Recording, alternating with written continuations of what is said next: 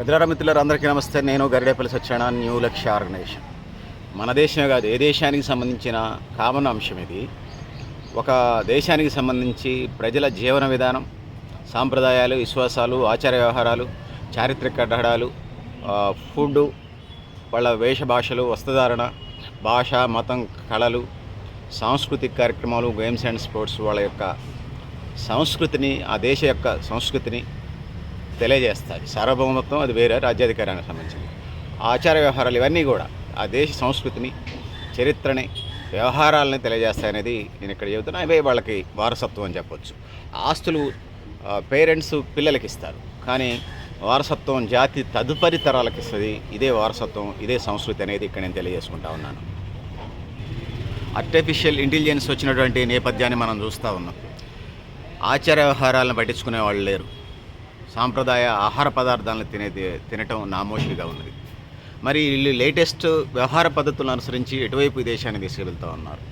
అది ప్రకృతి పర్యావరణం కానీ, భూమి కానీ, భూతాపం కానీ, ఓజోన్ పొర కానీ, లేకపోతే ఆచార వ్యవహారాలు కానీ, విలువలు కానీ ఎటు తీసుకుపోతున్నారు అనేది ఇలా ప్రశ్నార్థకంగా ఉంది. సమాజంలో ఇంతకుముందు పేదరికంతో దొంగతనాలకు పాల్పడేవాడు. ఎక్కడైనా ఒకటి అర దారిదోపిడి జరిగితే డెకాయిడ్ కేసులు లిమిటెడ్గా నమోదయ్యాయి. ఇది సమాజంలో ఉండేది. ఎందుకు ఇంత క్రైమ్ రేట్ పెరిగింది? చదువుకున్న వాళ్ళు కూడా ఎందుకు ఇంత ఈజీ మనీకి అలవాటు పడ్డారు? చదువుకున్న వాళ్ళ వలన ఈ దేశం ఎందుకు ఇంత నాశనం అవుతుందనేది మనం ఇక్కడ ఆలోచించాల్సిన అవసరం ఉన్నది. సో చదువు ఎక్కువైన తర్వాత ఈ దేశంలో వైట్ కారాలను ఎలా పెరిగినాయి. తినడానికి తిండి, ఉండటానికి ఇల్లు, కట్టుకోవడం బట్టి విద్య, ఉద్యమ, ఉపాధి మనం సహజంగా చెప్తూ ఉంటాం. ఈ దేశ వ్యవహారాలకు సంబంధించిన ఆ సమాజం కానీ, ఆ దేశం కానీ నడవాలంటే ఈ ప్రధానంగా ఉండాల్సిన అవసరం ఉంది. అవి ఇటు రాష్ట్ర ప్రభుత్వం, అటు కేంద్ర ప్రభుత్వం చేయాలి. వీటన్నిటిని తీసుకొని ముందుకు పోవాల్సిన అవసరం ఉంది. ఇప్పుడు భారతదేశానికి సంబంధించి మనం తీసుకున్నప్పుడు చిత్రాతి విచిత్రమైనటువంటి వ్యవస్థ నడుస్తూ ఉంది. ఉద్యోగత పెరగదు, ధరలు తగ్గవు, కొత్త ఉపాధి కల్పన లేవు, కొత్త పరిశ్రమలు లేవు, ఉన్న ప్రభుత్వ రంగాన్ని ప్రైవేట్ రంగానికి అప్పచెప్పేస్తారు గుండు గుత్తాగా. ఇవన్నీ నడుస్తూ ఉంటాయి. మళ్ళీ ఆ సాంప్రదాయ ఆహార పదార్థాలు, అది చిరుధాన్యాలకు సంబంధించి వచ్చినప్పుడు ఏదైతే ఉన్నదో, చిరుధాన్యాలకు సంబంధించి రాగులు, సజ్జలు, జొన్నలు, కొర్రలు, సామాలు, ఎండుకొర్రలు, చిరుధాన్యాల కాంబినేషన్ ఇప్పుడు రాబోయే 20-30 ఏళ్ళు ఆ ఫుడ్ తింటాం సేఫ్ అని అంటున్నాం. మరి 30 ఏళ్ళ తర్వాత మళ్ళీ ఉంటే నేను చెప్తాను, లేకపోతే నా తర్వాత చెప్తాయి. ఉంటామనుకోండి, ఆ జాగ్రత్తలు పాటిస్తాము. సో నా తర్వాత తరాలైనా చెప్తాయి ఏ ఆహార పదార్థాలు ప్రజల ఆరోగ్యానికి సంబంధించి, పబ్లిక్ హెల్త్కి సంబంధించి, దేశ భవిష్యత్తుకు సంబంధించి బాగుంటుందనేది దేశభక్తులు చెప్తారు. నాలాంటి దేశభక్తులు నేనుంటే నేను చెప్తాను. నేను 1000 ఏళ్ళు ఏం గ్యారంటీ కాదు కదా, లేకపోతే తనని చెప్తారు. 30 ఏళ్ళు అంటే ఉంటాను నేను. సో అందుకోసం ఆ వైపుగా వెళ్లాల్సినటువంటి అవసరం అయితే ఉన్నదనేది నేను తెలియజేసుకుంటా ఉన్నాను. సో జంక్ ఫుడ్స్ తీసుకొచ్చి, నూడిల్స్, ఫాస్ట్ ఫుడ్లు, పిజ్జాలు, బర్గర్లు తీసుకొచ్చి ప్రజారోగ్యానికి సర్వనాశనం చేసేసి, ఆ విధంగా అసలు ఏమంటారు, ఆరోగ్య రంగాన్ని సేవా రంగం నుంచి బిజినెస్ చేసి పడేసింది పెట్టుబడిదారీ సమాజం. అసలు సేవ అనే మాట అంటానికి వీల్లేదు. వీళ్ళు సిఎస్ఆర్ ఫండ్స్ని ఏదైతే ఉందో, సిఎస్ఆర్ ఫండ్స్ అంటే 1 కోటి రూపాయలు సంపాదిస్తే 2 లక్షల నుంచి 4 లక్షలు ప్రజలకి ఖర్చు చేయాల్సిన అవసరం ఉన్నది. అసలు ఆ వైపు అసలు ఊసే లేదు, ఆ ధ్యాస లేదు. పాలక ప్రభుత్వాలు మీనమేషాలు లెక్కిస్తూ మళ్ళీ వాళ్ళకి ప్రాజెక్టుల మీద ప్రాజెక్టులు, ఫండ్స్ మీద ఫండ్స్, మరి పర్మిషన్స్ మీద పర్మిషన్స్ ఇస్తూ ఉన్నాయి. నువ్వు ఇంటి పన్ను కట్టకపోతే, కరెంటు బిల్లు కట్టకపోతే, వీళ్ళు ఏం చేస్తూ ఉన్నారా? ఖచ్చితంగా కట్ చేస్తూ ఉన్నారు కదా. ఇంటి పన్ను, కరెంటు బిల్లు కట్టకపోతే కరెంటు కట్ చేస్తూ ఉన్నారు, నీటి కట్ చేస్తూ ఉన్నారు, ఇంటి పన్ను ఇయ్యరు. ఇంటి పన్ను కట్టకపోతే ఏదైనా కొత్త పర్మిషన్స్ ఏమైనా ఇంటికి సంబంధించి ఇయ్యరు. ఇవన్నీ ఉన్నాయి. మరి మీరు సిఎస్ఆర్ ఫండ్స్ కింద ఫండ్స్ ఏ సమాజం నుంచి మీరు డబ్బులు సంపాదించారో ఆ సమాజానికి సిఎస్ఆర్ ఫండ్స్ ఖర్చు చేయమంటే ఎందుకు చేయట్లా? ఇప్పుడు ఎవడంత మిగిల్చుకుంటే అంత గొప్పోడు. ఒక సోషల్ వర్కరో, లేకపోతే ఒక ఎన్జిఓనో, ఒక నెహ్రూ కేంద్రం సంఘం సభ్యులు ఒక సోషల్ యాక్టివిటీ చేస్తే వాళ్ళు తెలివిలేని వాళ్ళ కింద సమాజం లెక్క కడతా ఉంది. సమాజాన్ని ఎక్కడ తీసుకుపోతున్నారా మీరంతా? సమాజాన్ని ఎథిక్స్ లేని వైపు తీసుకువెళ్ళి, అదే నేను చూశాను. రియల్ ఎస్టేట్ రంగం కానీ, లేకపోతే గ్రానైట్ రంగం కానీ, లేకపోతే ఇంకా ప్రైవేటు ట్రక్ అసోసియేషన్లకు సంబంధించి, ట్రక్ యాజమాన్యాలకు సంబంధించి కానీ, లేకపోతే ప్రైవేట్ రంగానికి సంబంధించి 100కి 95 నుంచి 99% ఎథిక్సే లేవు. సంపాదించడమే ఎజెండాగా ఉన్న తప్పితే వాడు అవతలోడు ఏమైపోయినా సర్వనాశనమైనా మాట్లాడే పరిస్థితి లేదు ఈ దేశంలో. అసలు వ్యవస్థలు అంత దుర్మార్గంగా తయారు కావడానికి కారణం ఎవరు? ఈ దేశంలో వాళ్ళ పెంపకం, వాళ్ళు విద్యాబుద్ధులు నేర్పినటువంటి గురువులు, పర్సనాలిటీ డెవలప్మెంట్ పేరుతోని ఎదుటివాడిని తొక్కుకుంటూ పైకి పోమనేటువంటి ఒక కల్చర్ని ఒక దాన్ని డెవలప్మెంట్ చేయడం తప్ప మరొకటి కాదనేది ఇక్కడ స్పష్టమవుతా ఉన్నది. సో సమాజాన్ని ఇట్లాంటి క్రిమినల్స్ని, వైట్ కాలర్ నేరగాళ్ళని, ఈ దొంగోడు ఒక ఇంట్లో దొంగతనం జరిగితే ఆ రోజుల్లో ఆ ఇంటి మట్టికి నష్టం జరిగేది. సరే, నేను దొంగతనాన్ని వ్యతిరేకమే, దాన్ని నేను దాన్ని అది హ్యాబిట్గా అదేదో మంచిదని నేను చెప్పట్లేదు. అటు జరిగితేనే తెగ బాధపడిపోయేవాళ్ళు. ఎందుకంటే ఆ కుటుంబం చాలా కాలంగా పిల్లల చదువుల కోసం, పిల్లల పెళ్ళిళ్ళకో, ఆడపిల్లల పెళ్ళిళ్ళ కోసమే దాచుకుని ఉంటారు, బంగారమో డబ్బులో గిబ్బులు. సరే, ఇప్పుడు కొంత టెక్నాలజీ వచ్చింది కాబట్టి బ్యాంకుల్లో దాచుకుంటున్నారు, సంతోషం, టెక్నాలజీని ఉపయోగించుకున్నాం. కానీ లగ్జరీస్ వైపుగా వెళ్ళి, ఈజీ మనీ పాలసీలకు వెళ్ళి, ప్రకృతి పర్యావరణాన్ని సర్వనాశనం చేసి, అసలు చరిత్ర వ్యవహారాలని సర్వనాశనం చేసి, మన పండగల్ని, మన ఆచారాలని దుంపనాశనం చేసి, ప్రకృతిని పర్యావరణ బొందలగడ్డలు చేసి సమాజాన్ని భవిష్యత్ తరాలకి ఎటువైపు నడుపుదాం అనుకుంటున్నారు, ఎటువైపు అందిద్దాం అనుకున్నారు అనేది చెప్పాల్సినటువంటి బాధ్యత మన మీద ఉన్నది, పౌర సమాజం మీద ఉన్నది, ముఖ్యంగా ఎన్జిఓస్ మీద ఉందని భావిస్తూ ఉన్నాను. ఎందుకంటే నేను ఎన్జిఓస్ నమ్ముతాను. కొన్ని ఎన్జిఓస్ ఉంటే ఉండొచ్చు, పేపర్ల మీద ఉండే సంఘాలు ఉన్నాయండి, వాళ్ళ దేశానికి నష్టం ఏం లేదు. వాళ్ళు ఏమైనా తింటే రూపాయి తింటారేమో, తినేయండి. ఇక మిగతా సంఘాలు చాలా సర్వీస్ ఓరియంటెడ్గా పనిచేస్తున్నట్టు సంఘాలు నేను జిల్లా వ్యాప్తంగా, రాష్ట్ర వ్యాప్తంగా, దేశవ్యాప్తంగా, ప్రపంచవ్యాప్తంగా నేను ఎరుగుతున్నాను. సో ఎన్జిఓస్ పెద్ద పాత్ర పోషిస్తూ ఉన్నాయి. ఇక్కడ ఎన్జిఓస్ చాలా క్రియాశీలమైన పాత్ర. మీ ప్రభుత్వాలు వెళ్ళని చోటకు కూడా ఎన్జిఓలు వెళ్తూ ఉన్నాయి. ఎన్జిఓ వ్యవస్థ బీజేపీకి నచ్చదు, టీఆర్ఎస్కి నచ్చదు, కాంగ్రెస్ వాళ్ళు డబ్బులు లేవంటారు, తెలుగుదేశం వాళ్ళు వాళ్ళ పద్ధతుల్లో వాళ్ళకి ఇస్తారు. ఇది వ్యవస్థ నడుస్తూ ఉన్నది. సో నేనేమని చెప్పదలుచుకున్నానంటే, భారతీయ ఆచార వ్యవహారాలను, హెరిటేజ్ అండ్ కల్చర్ని నిలబెట్టుకోవాల్సిన అవసరం అయితే ఇక్కడ ఖచ్చితంగా ఉందనేది ఇక్కడ నేను తెలియజేసుకుంటా ఉన్నాను. ముఖ్యంగా ఆహారపు అలవాట్ల మీద చెప్పాను. ఇప్పుడున్న ట్రెండ్లో సిరుధాన్యాలు తినమని అంటున్నాను. రాగులు, సజ్జలు, జొన్నలు, కొర్రలు, సామాలు, ఎండుకొర్రలు, సిరుధాన్యాలు తింటే ఇప్పుడున్న పరిస్థితికి ఆరోగ్యానికి మంచిది. ఇప్పుడు పిజ్జాలు, బర్గర్లు, అసలే స్థూలకాయం, బీపీలు, షుగర్లు, థైరాయిడ్లు, ఇవి ఫుడ్ తిని కొద్దిపాటి ఎక్సర్సైజ్ లేకుండా ఎంత తొందరగా ఎంతగానో తిండి అవసరమే మనిషి బతకడానికి. తినడం కోసమే పుట్టలేదు కదా, ఆ వైపుగా వెళ్ళాల్సిన అవసరం ఉన్నది. బిర్యానీలు, డాళ్లాలు, ఫ్యాట్ ఫుడ్స్ కోసం, జంక్ ఫుడ్స్ కోసం, పిజ్జాల కోసం, బర్గర్ల కోసం, 4 రుచుల కోసం బతుకుతున్నట్టుగా ఉన్నది. 4 రుచులతోనే బతుకుతూ అనేక రకాలైనటువంటి అనారోగ్యాల బారిన పడతా ఉన్నారు. కొంచెం నాలుకని ఏదైతే ఉన్నదో దాన్ని, నోటి రుచుల్ని కొంచెం తగ్గించుకుంటే లైఫ్ స్పాన్ పెరుగుతుంది. మీరు జీవితంలో మీరు పెద్ద ఎరగదీయకపోయినా మీ కుటుంబానికి అండదండగా ఉంటుంది. మీరు పెద్ద తురుంకాలనేం కాకపోవచ్చు, మీరు పెద్ద వీరులు శూరులు కాకపోవచ్చు, మిమ్మల్ని నమ్ముకున్న కుటుంబం ఉంది కాబట్టి మీకు సలహా చెప్తా ఉన్నాను. ఆ వైపుగా వెళ్ళాల్సిన అవసరం ఉన్నది. అసలు మీ నోటిని అదుపు లేకుండా, స్థూలకాయం వచ్చినా కూడా అదుపు లేకుండా తినేటువంటి వాళ్ళని నేను వివిధ సందర్భాలు ఏదో పనులైతే కూర్చుంటా. నేను బార్ షాప్లో కూర్చున్నాను, నేను ముందు తాగను అనుకోండి, నా జీవితకాలం తాగను. మా అమ్మ మీద ప్రమాణం, నేను నమ్మే దేవుళ్ళ మీద ప్రమాణం. రాసుకోండి, రికార్డెడ్. ముందు ప్రస్తావన వస్తేనే వామిటింగ్ వస్తున్నాయి. సో ఉంచండి, అది నేను దానికి కట్టుబడి ఉన్నాను. నా జీవితకాలం ఆల్కహాల్, మత్తు పదార్థాలు, మత్తు పానీయాలు, పొగకొత్తులకి నా జీవితకాలం నేను దూరమే. సరే, అట్లుంచండి. యువత కూడా, ప్రజలు కూడా ఆ వైపుగా వెళితే సంతోషం. వాళ్ళ ఆదాయ మార్గాలు పెరుగుతాయి, ఆర్థికంగా డెవలప్ అవుతారు. సహజంగా ప్రకృతి సిద్ధంగా వచ్చే కరోనా లాంటి అతివృష్టి, అనావృష్టి, ఇతర రకాల భూకంపాలు, సునామీలు ఇంకా ప్రజలను ఇబ్బందులు పెడతానే ఉన్నాయి. ఎంత జాగ్రత్తగా ముందుకెళ్ళినా ధరలు, ద్రవ్యోల్బణాలు పెరిగి ప్రజలు వచ్చే సంపాదన సరిపోయినటువంటి పరిస్థితిని కూడా చూస్తూ ఉన్నాం. సో అందుకోసం ఆరోగ్యవంతమైనటువంటి సమాజాన్ని నిర్మించుకోవాల్సిన అవసరం అయితే ఉన్నది. ఆ విధంగా ముందుకెళ్లాల్సిన అవసరం అయితే ఉన్నదని తెలియజేసుకుంటా ఉన్నాను. సో ఇప్పటికి ఉన్నటువంటి పరిస్థితుల్లో చిరుధాన్యాలు తీసుకోమంటున్నాం. సో వరి ధాన్యాలు, గోధుమ ధాన్యాలను తగ్గించండి, ఒక పూట తినండి. చిరుధాన్యాల నుంచి టిఫిన్ చేసుకోండి, జావ చేసుకోండి, అన్నం వండుకోండి, తినండి, ఆరోగ్యంగా ఉండండి అనేది తెలియజేసుకుంటాను. ఆ విధంగా ముందుకు పోవాల్సిన అవసరం అయితే ఉన్నదనేది నేను తెలియజేసుకుంటున్నాను. సో ఇదే సమాజ నిర్మాణానికి పబ్లిక్ హెల్త్ చాలా ప్రధానమైంది. పబ్లిక్ హెల్త్ ఉండడం వల్లనే ప్రజలు పని చేసుకుంటారో, పని చేయడం వల్ల ఉత్పత్తి జరిగింది. అది ఏ రంగమైనా కానివ్వండి, అది వ్యవసాయ రంగం కానివ్వండి, ఇంకొక రంగం, అది ఉత్పత్తి జరిగింది. ఆ విధంగా ముందుకు పోయే అవకాశం ఉంటుంది అనేది నేను తెలియజేసుకుంటున్నాను. సో ఆ విధంగా ప్రజలు అభివృద్ధి కావడానికి దారులు పడతాయని తెలియజేసుకుంటాను. ఇంతకుముందు మన ఇళ్ళకి ఎవరైనా బంధువులు వస్తే మనం కోళ్ళు కోసుకునేవాళ్ళం, అది నాటుకోళ్ళు. ఇప్పుడు ఆ దావత్ ఇయ్యింది, అది చుట్టాలు ఇచ్చినట్టుగా కాకుండా తయారైంది. దావత్ అంటే మత్తు పదార్థాలు, మత్తు పానీయాలు. ఈ మధ్యకాలంలో సినిమా యాక్టర్ల దావత్తులు జరుగుతూ ఉన్నాయి. ఇటువైపు తీసిపోతున్నారు వీళ్ళంతా, సెలబ్రిటీలు అట్ట. వీళ్ళు ఎట్లా సెలబ్రిటీలు అండి? సమాజాన్ని ఆ స్క్రీన్ మీద యాక్షన్ వీళ్ళది కాదు, పాట వీళ్ళది కాదు. డ్యాన్స్ మాస్టర్ నేర్పుతారు, యాక్షన్ డైరెక్టరు. డ్యాన్స్ మాస్టర్ నేర్పితే యాక్షన్ డైరెక్టరు, అసిస్టెంట్ డైరెక్టర్ చెప్తారు. డైలాగులు కథా రచయిత రాస్తాడు. డైరెక్టరు, అసిస్టెంట్ డైరెక్టరు, స్క్రిప్టు, కథనాలు, కెమెరామెను, దాంతోపాటు ఆ కెమెరాకి సంబంధించి ఇతర ఎడిటింగ్ సంబంధించినటువంటి వాళ్ళు. దాంతో పాటు ఆ సెట్టింగ్స్ వేసేవాళ్ళు, ఆర్ట్ డైరెక్టర్స్, ఇట్లా అనేక మంది ఉంటారు. దాని మీద స్క్రీన్ మీద కనపడతారు సినిమా హీరోలు కానీ, క్యారెక్టర్ ఆర్టిస్టులు కానీ. వీళ్ళు నిజమైన హీరోలాగా అమాయక ప్రజలు, సామాన్య ప్రజలు వీళ్ళని ఫాలో అవుతూ ఉంటారు. వీళ్ళేమో మత్తు పదార్థాలు, మత్తు పానీయాలు, పొగాకు ఉత్పత్తులకి, కూల్ డ్రింక్స్కి తాగమని చెప్తూ ఉంటారు, తినమని చెప్తూ ఉంటారు, ఉపయోగించమని చెప్తూ ఉంటారు. వీళ్ళ మనకి సెలబ్రిటీలు, వీళ్ళ మనకి రోల్ మోడల్స్. కొంతమంది మంచోళ్ళు ఉన్నారు, నేను కాదంట, రజనీకాంత్ లాంటి హీరోలు కొంతమంది మంచోళ్ళు ఉన్నారు, సమాజ సేవ చేసేవాళ్ళు.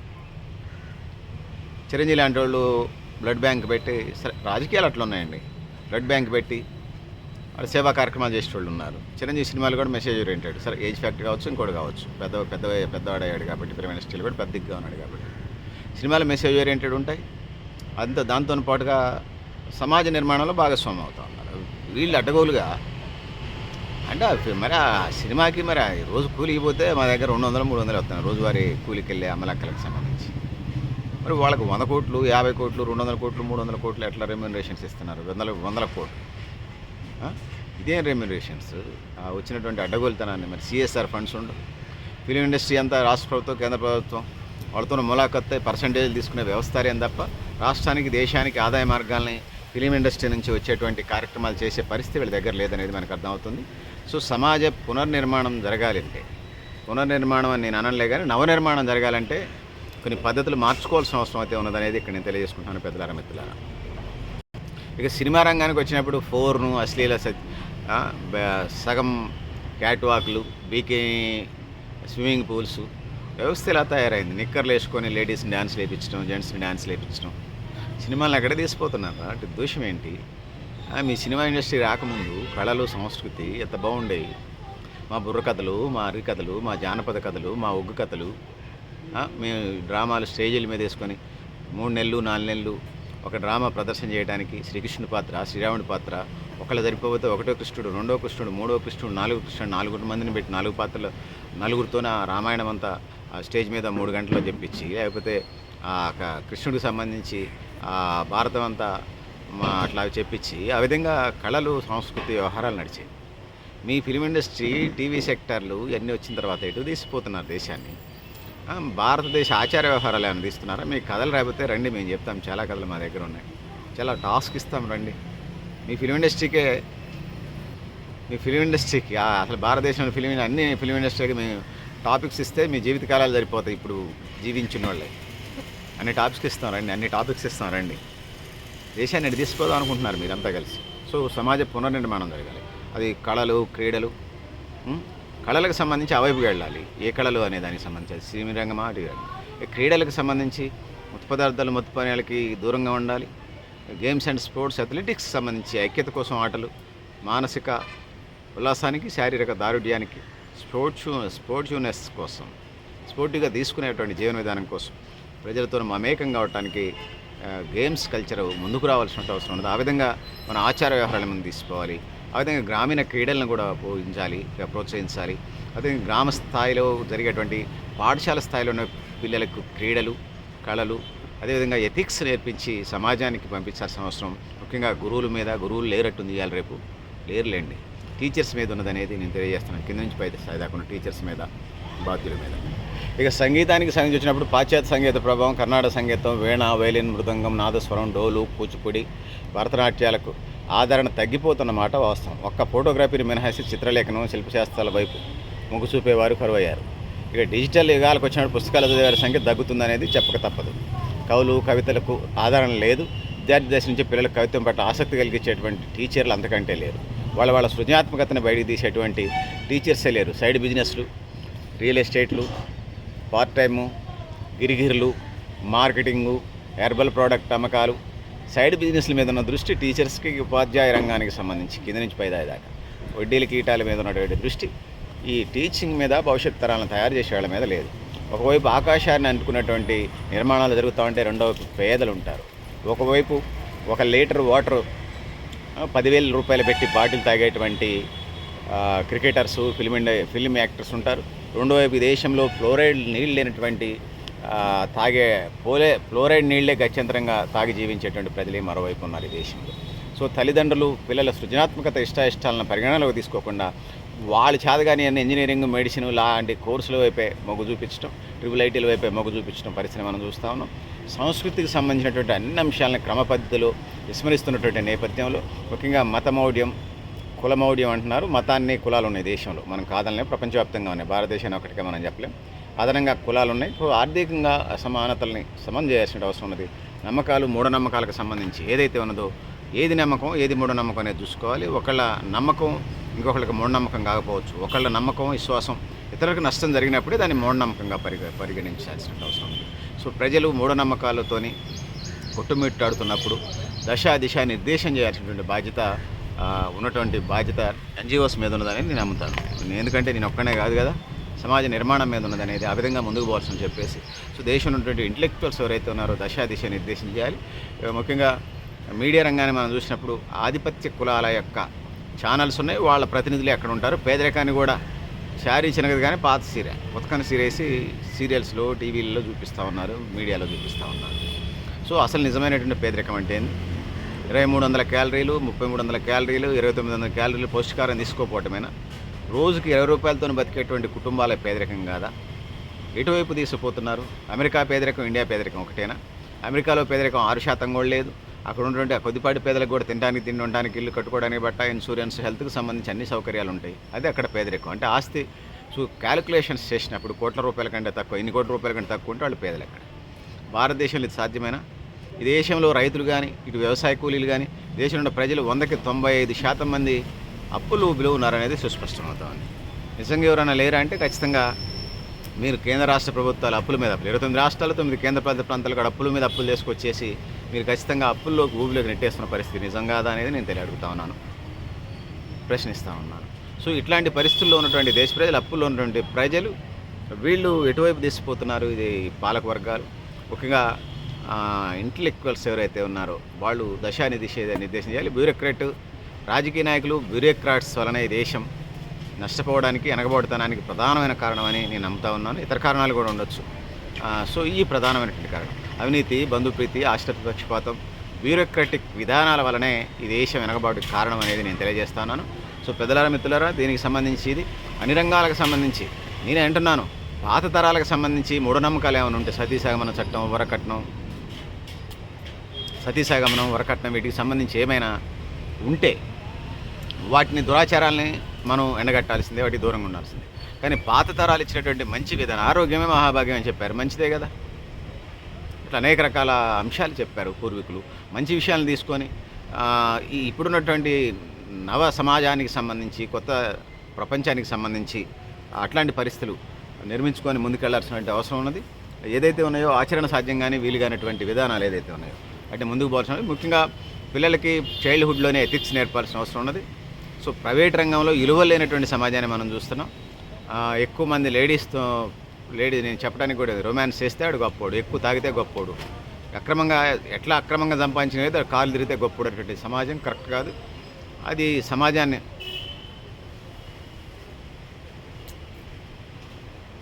మత్తు పానీయాలు, పొగాకు ఉత్పత్తులు సమాజాన్ని భ్రష్టు పట్టించడంలో కీలక పాత్ర వహిస్తున్నాయి. వీటిని డీఅడిక్షన్ సెంటర్స్, ఈ బడ్లు ఎట్లాగా ఆగరు కానీ ప్రతి దేశ అనుభవం, చాలా దేశాల అనుభవాలు చూసినప్పుడు ఎట్లా కావు కాబట్టి డీఅడిక్షన్ సెంటర్స్ పెట్టమని మనం చెప్తాను. ఆ వైపు అడుగులు పడాలి. సో ఇంతకుముందు ఎవడన్నా తాగడు ఉంటే సిగ్గుపడేవాడు, తలక్క ఇట్లా కండ పెట్టుకొని సాడుగా పోయి తాగొచ్చాడు. ఇప్పుడు అసలు బరి తెగించి బరాబత్ 10 సంవత్సరాలు, 9 లేకపోతే ఒక 8 సంవత్సరాలు, 10 సంవత్సరాల పిల్లగాడు బట్టల అండర్వేర్ మీద తిరుగుతున్నారే, బట్టలు వేసుకొని రారా అంటే బరాబత్తు వాడు అట్లే తిరుగుతున్నాడు. వీళ్ళకి వాడంటే బొడ్డోడు తెలియదు అనుకోవచ్చు, 10 సంవత్సరాల్లో పిల్లాడు. వీళ్ళకేం పుట్టింది? తాగటానికి, దావతులకి. ఇది ఒక పెద్ద ఎజెండాలాగా ముందుకి వెళుతున్నటువంటి పరిస్థితి మనం చూస్తూ ఉన్నాం. సమాజ నిర్మాణం ఇట్లా కాదు, నవ నిర్మాణం మరో రకంగా ఉంటుంది. డీఅడిక్షన్ సెంటర్స్, మత్తు పదార్థాలు, మత్తు పానీయాలు, పొగాకు ఉత్పత్తులు, సెల్ ఎడిక్షన్, ఇతర ఎడిక్షన్స్ ఏదైనా బానిసలైన వాళ్ళని బయటికి తీసుకొచ్చే ఒక డీఅడిక్షన్ సెంటర్స్ పెట్టాలి. దానికి సైకియాట్రిస్ట్ డాక్టర్లను పెట్టాలి, ప్రభుత్వ హాస్పిటల్లో పెట్టాలి, పెద్ద వ్యవస్థలను పెట్టాలి. ఆ విధంగా ముందుకు పోవాలి.